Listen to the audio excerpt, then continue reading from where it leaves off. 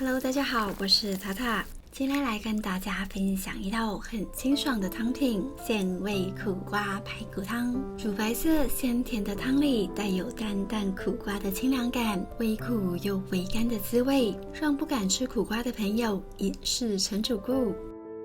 准备大约450克左右的排骨，建议选这种小排，肉比较多、肥瘦均匀的，不管是炖汤还是做烧烤都很适合。先起一锅水来汆烫排骨，水里加入几片姜片，一点酒帮助去腥。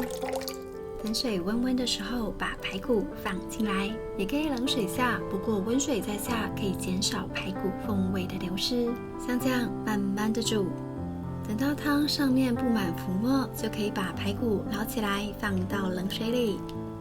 排骨放在冷水里面还会释放血沫，像这样这里还会脏脏的，再用手搓洗掉，不用急着拿起来，先放在水里泡几分钟，煮起来的排骨也会比较水嫩一点。今天的材料相当简单，大致上有这些。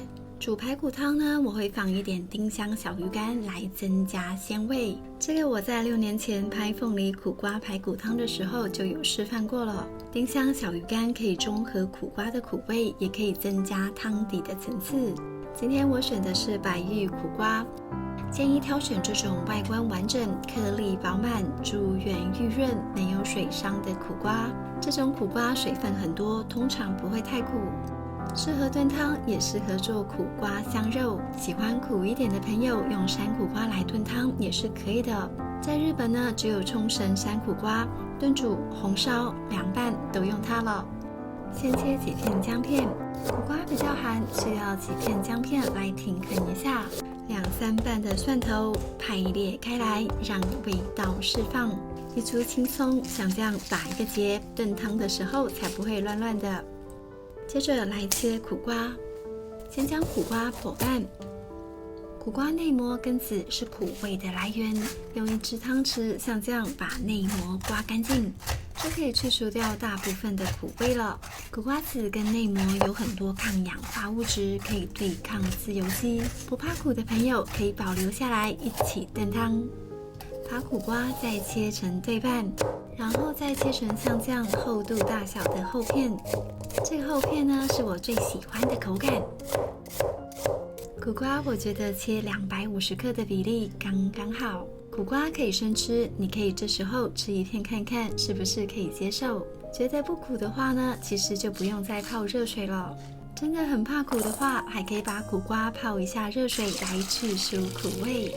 大概就这样泡5分钟左右。山苦瓜的话，大概泡10分钟。这边把洗干净的排骨放进来，加入大约1300cc 左右的冷水，放入蒜头、姜片，还有提鲜用的丁香小鱼干、新鲜的青葱。按照我的惯例呢，一点酒来炖煮，几粒黑胡椒暖暖胃。开中火煮滚。滚了之后，捞一下浮沫，让汤更干净一些。盖上锅盖，转小火炖煮35到40分钟。时间到，开盖，哇哦，好香哦！这时候再把刚刚的苦瓜片放进来煮，这样的苦瓜呢，才不会炖煮得太软，失去口感。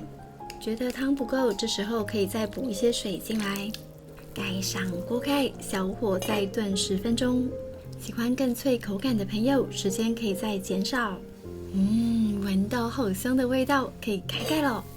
哇，乳白色的汤看起来清爽不油腻，感觉这个汤一定超好喝。想要更鲜一点，加10颗蛤蜊进来，不要多哦。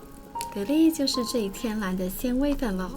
这些葱跟姜可以先拿出来。起锅前做一下咸味的调整，像这样鲜甜的苦瓜排骨汤就完成啦！超喜欢喝这样的苦瓜排骨汤，汤色不仅看起来很疗愈，喝起来也很清爽又有层次感。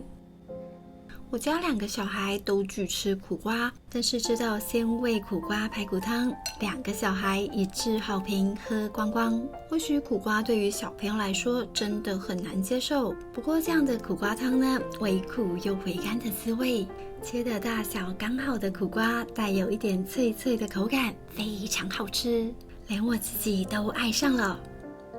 还有排骨也炖煮得非常滑嫩不干涩，欢迎大家按照影片的方式来煮排骨，保证好吃到见底。